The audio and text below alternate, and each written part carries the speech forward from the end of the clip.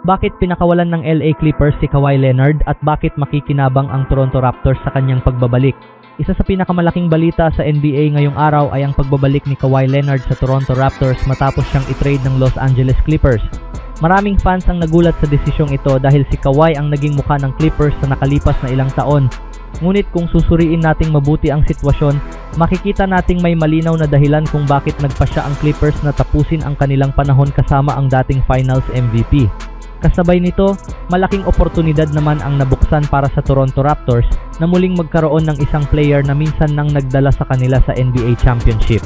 Sa panig ng Los Angeles Clippers, isa sa pinakamalaking dahilan ng trade ay ang pagtingin nila sa hinaharap ng kanilang koponan. Hindi maikakaila ang husay ni Kawhi Leonard kapag siya ay malusog. Isa siya sa pinakamahusay na two-way player sa NBA dahil kaya niyang umiskor, magdepensa at manguna sa pinakamahahalagang sandali ng laro. Ngunit sa nakalipas na ilang season, naging malaking problema ang kanyang injuries. Ilang beses siyang hindi nakalaro sa playoffs o kaya naman ay kinailangang magpahinga sa maraming regular season games.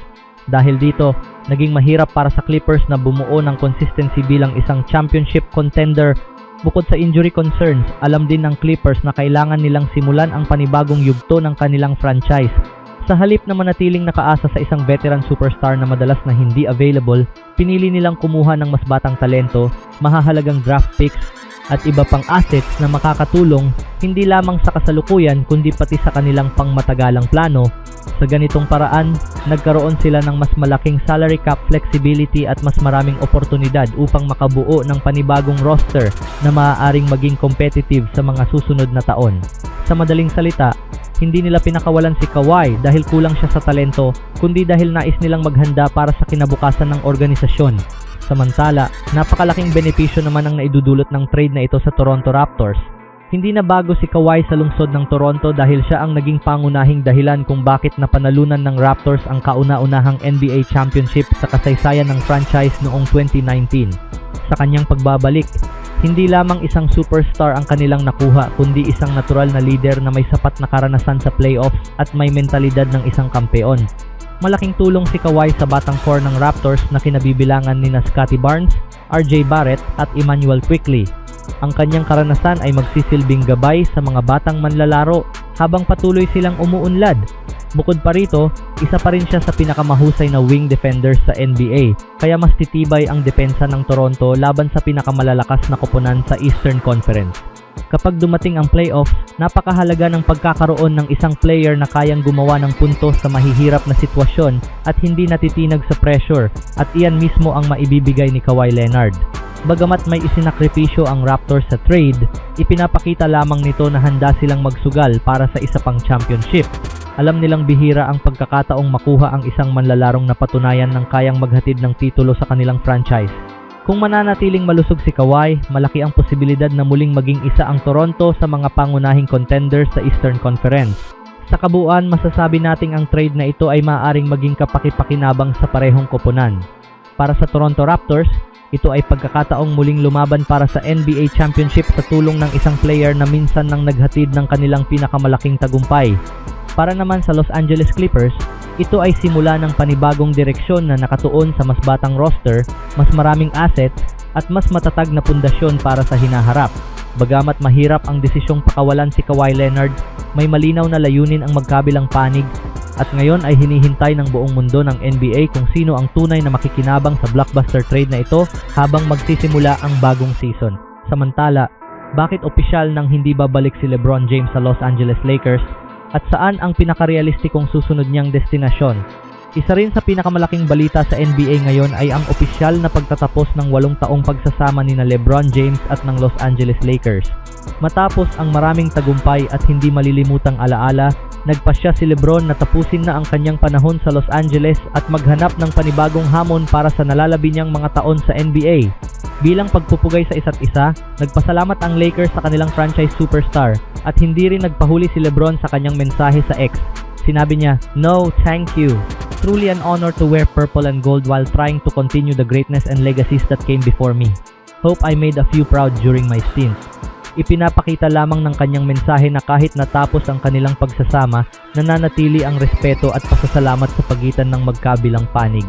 Kung susuriin ang sitwasyon, Hindi lumalabas na may hidwaan o hindi pagkakaunawaan sa pagitan ni LeBron at ng Lakers. Sa halip, tila pareho nilang napagtanto na panahon na upang magsimula ng bagong kabanata.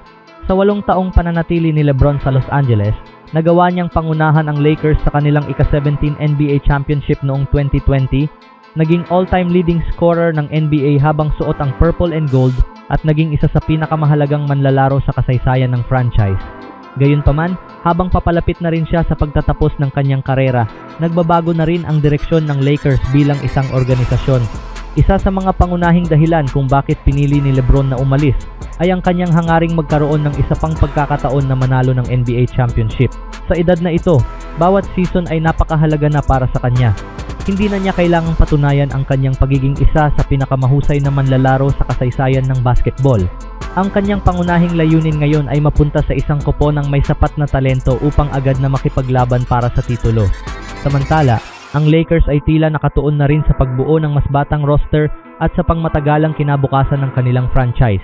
Dahil dito, naging makatuwirang desisyon para sa magkabilang panig ang maghiwalay habang nananatiling maayos ang kanilang relasyon. Ngayon, ang pinakamalaking tanong ay kung saan maglalaro si LeBron James sa susunod na season. Isa sa pinakamalakas na usap-usapan ay ang paglipat niya sa Golden State Warriors. Kung mangyayari ito, mabubuo ang isa sa pinakainaabangang tambalan sa NBA sa pagitan ni LeBron James at Stephen Curry. Matagal nang ipinapakita ng dalawang superstar ang respeto nila sa isa't isa at napatunayan na rin nilang mahusay silang maglaro bilang magkampi sa international basketball.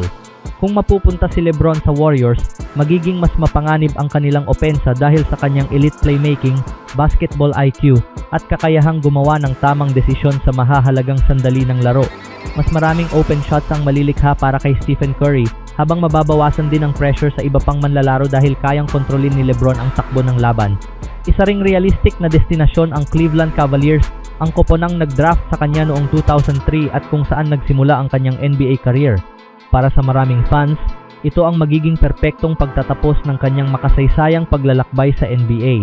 Bukod sa emosyonal na aspeto, makikinabang din ang Cavaliers sa kanyang karanasan, liderato at playoff mentality. Ang batang core ng Cleveland ay magkakaroon ng isang veteranong leader na alam kung paano manalo sa pinakamalalaking laban. Maaari niyang gabayan ang mga batang bituin ng koponan at itaas ang kanilang antas sa playoff. Kasama rin sa mga usap-usapan ng Miami Heat, ang koponang nagbigay kay LeBron ng kanyang unang 2 NBA championships. Kung sakaling bumalik siya sa Miami, magiging malaking tulong ang kanyang leadership at experience sa isang organisasyong kilala sa kanilang matinding disiplina at winning culture. Alam na ni LeBron ang sistema ng Heat, kaya hindi na magiging mahirap para sa kanya ang muling makibagay. Ang kanyang presensya ay maaaring magbalik sa Miami bilang isa sa mga pangunahing contenders sa Eastern Conference. Isa pa sa mga koponang inuugnay sa kanya ay ang Denver Nuggets. Hindi na kailangang maging pangunahing scorer ni LeBron gabi-gabi dahil maaari siyang tumuon sa pagiging playmaker, floor general at leader ng koponan. Ang kanyang basketball IQ at kakayahang gumawa ng tamang desisyon sa crunch time ay malaking tulong sa anumang koponan na may ambisyong maging kampeon. Sa kabuuan, ang pag-alis ni LeBron James sa Los Angeles Lakers ay hindi isang kwento ng alitan kundi isang desisyong bunga ng magkaibang direksyon ng isang veteranong superstar at ng isang prangkisang naghahanda para sa susunod nitong yugto. Ang kanyang mensahe ng pasasalamat ay patunay na naging espesyal ang kanyang 8 taon sa Los Angeles at mananatili itong mahalagang bahagi ng kanyang makasaysayang karera. Habang hinihintay ng buong mundo ng basketball ang kanyang opisyal na desisyon, nananatiling ang Golden State Warriors ang itinuturing na pinakamalakas na kandidato, kasunod ang Cleveland Cavaliers, Miami Heat at Denver Nuggets.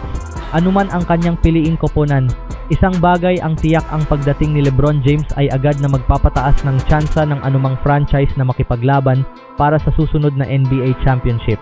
Ayon sa ESPN, inatasan ni LeBron James ang kanyang agent na si Rich Paul na makipag-ugnayan sa lahat ng NBA teams na interesadong makuha ang kanyang serbisyo.